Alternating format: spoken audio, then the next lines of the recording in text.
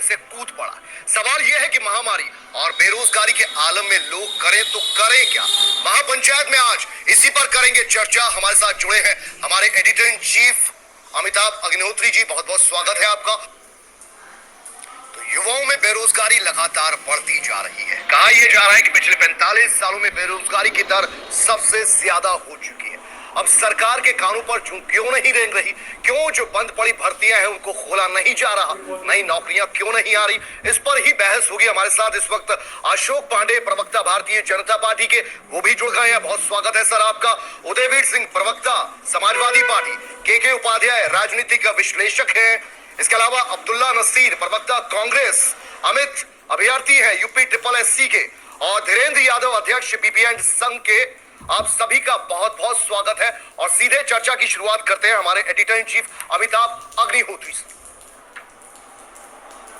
देखिए, ये जो 5 तारीख का कार्यक्रम था, अपना एक अंक गणित है, नफा नुकसान का एक अपना टेबुलेशन चार्ट है। उनको जहां लगता है कि इसमें कुछ नफा हो सकता है, वहां खड़े हो जाते हैं। लेकिन यह महायज्ञ है युवाओं का। जिन नौजवानों ने इन दोनों कार्यक्रमों की परिकल्पना की, वो नेता नहीं है। इसीलिए ये कार्यक्रम बड़े हो पाए, व्यापक हो पाए और प्रभावकारी हो पाए। 5 तारीख वाला और अभी भी आज का जो कार्यक्रम है, उसमें अगर आप अभी तक की गति देखेंगे तो अभी तो बैरोमीटर सोशल मीडिया है, तो आपको पता लगेगा कि हाँ, उसकी व्याप्ति है। मुझे लगता है ये बात राजनीतिक दलों को समझनी चाहिए।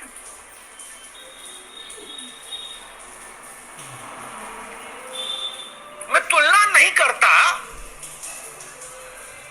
लेकिन राम जन्मभूमि का आंदोलन भाजपा के द्वारा इस आरंभ किया हुआ आंदोलन नहीं था।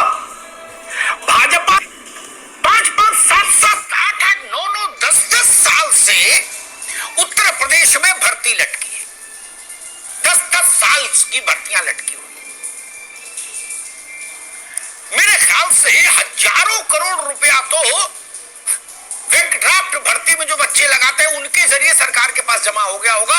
अब तक की अगर 15 साल की सरकारों की बैलेंस शीट देखने को कभी मिले तो उसमें वो दिखना चाहिए कि वो हजारों लाखों करोड़ रुपया होगा।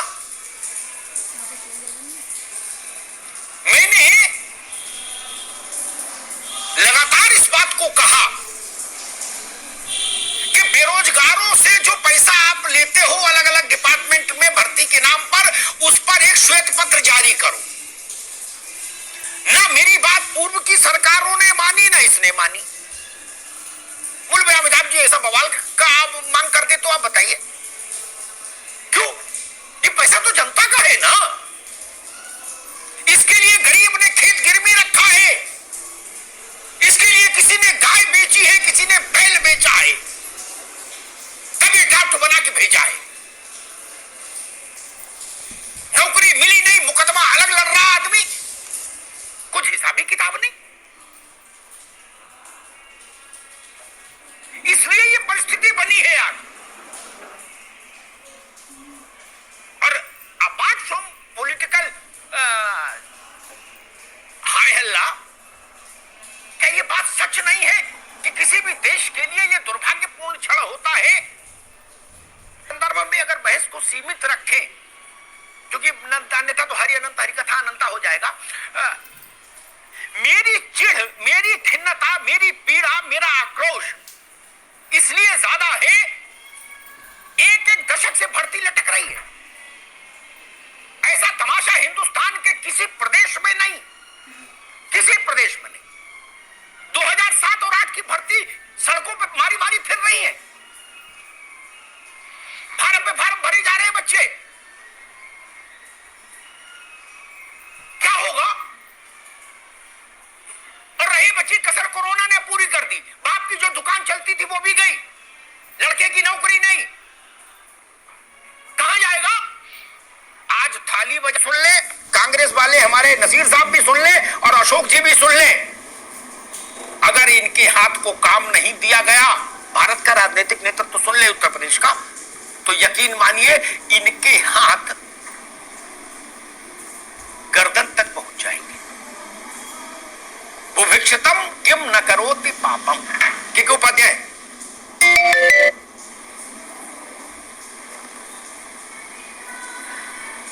अमिताभ जी, आपकी बात से काफी हद तक मैं सहमत हूं और ये भी सही है कि यहाँ रोजगार देने की कोशिशें हुई हैं, लेकिन वो रोजगार देने की कोशिशें और रोजगार जब दिए गए तो कोर्ट में अटके रहे। 69,000 शिक्षकों की भर्ती का मामला था कि जैसे ही रिजल्ट आया उसमें कोर्ट में आंसर सीट को लेके चले गए। सिंगल बेंच ने कहा कि इस पर रोक लगा दिया जाए, फिर हाई कोर्ट की डबल बेंच ने कहा नहीं, ये रिजल्ट जारी किया जाए, और उसके बाद सुप्रीम कोर्ट तक मामला गया। सुप्रीम कोर्ट ने कहा नहीं, हाई कोर्ट की डबल बेंच ने जो फैसला दिया है वो सही है, और उसके बाद में वो भर्तियां हुई हैं। तो पूरी तरह से ये कहना कि रोजगार की समस्याओं को हल करने का प्रयास इस सरकार में नहीं हुआ। मैं एक विश्लेषक के तौर पे आपने मुझे बुलाया है तो मैं जरूर कहूंगा कि रोजगार के प्रयास हुए हैं और बहुत ईमानदारी के साथ इस सरकार में हुए हैं। ये दुर्भाग्य है कि पिछले 10 साल से तमाम ऐसी भर्तियां हैं जो लटकी रही हैं। मुझे याद है यहाँ पे किस तरह से पुरानी सरकारों के शासनकाल में किसी एक वर्ग की लगातार भर्तियां हो गई, फिर उस पर विवाद हुआ, फिर उस पर जांच भी चल रही है, वो जांच आज तक चल रही है। ये इस प्रदेश का दुर्भाग्य है कि जब जो सत्ता आती है वो अपने वर्ग के लोगों को भरने का प्रयास करती है और फिर रोजगार की समस्या जो है जहां की तहां रह जाती है। आज स्थिति यह है कि आज प्राकृतिक वैश्विक आपदा से प्रदेश भी जूझ रहा है और इस प्राकृतिक आपदा में बेरोजगारी जो पहले से है वो तो है ही, बेरोजगारी का संकट और बढ़ गया है। लोग नौकरी से निकाले जा रहे हैं, फैक्ट्रियां बंद हो रही हैं, भी निकाले जा रहे हैं। कल मैं पढ़ रहा था कि एसबीआई भी 20,000 लोगों की छटनी करने वाला है। ये स्टेट बैंक का हाल है। तो ये बड़ा संकट है। ठीक है, सरकारों ने क्या किया, वो सभी सरकारें एक जैसी हैं। ठीक है, उसमें मैं किसी सरकार के साथ में ये नहीं कहूंगा कि किसी सरकार ने। ठीक है उपाध्याय जी, ठीक बात है आपकी। मैं एक बात कह के उदयवीर जी के पास आऊंगा। उपाध्याय जी ने जो बात कही ना, उसमें एक ही बात जोड़ूंगा, बाकी उनका अपना आकलन। मैं कोई सवाल बिना वजह नहीं उठाता। जब अगर सवाल उठा रहा हूं तो उसके पीछे मैं 1 से लेकर 100 तक तर्क देता हूं, 99 पर भी नहीं छोड़ता। मेरा सवाल ये, झारखंड में, त्रिपुरा में, नागालैंड में, मिजोरम में, आंध्रा में, तमिलनाडु में, गुजरात में, राजस्थान में, मध्य प्रदेश में आपने ऐसा बवाले जान देखा भर्ती में? वहां भर्ती नहीं कराते लोग क्या? सारा बवाले जान पिछले 15 साल से उत्तर प्रदेश में क्यों, जो आज तक जारी है, आज तक टिल डेट। फिर हम मासूमियत के साथ कहें, क्या मैं ये सवाल नहीं पूछूं? और अगर मैं ये सवाल नहीं पूछता हूं तो मैं पेशे से बेईमानी करूंगा। वो कौन मूर्ख लोग थे जिनको प्रश्न बनाने वाली कमेटी में रखा गया, जो एक पर्चा ठीक से नहीं बना पाए, जिसके चलते हाई कोर्ट में मुकदमा हो गया? कौन मूर्ख थे? उनको जेल भेजा क्या हमने? उनके खिलाफ एनएसए लगना चाहिए था। 69,000 बच्चों की जिंदगी को अधर में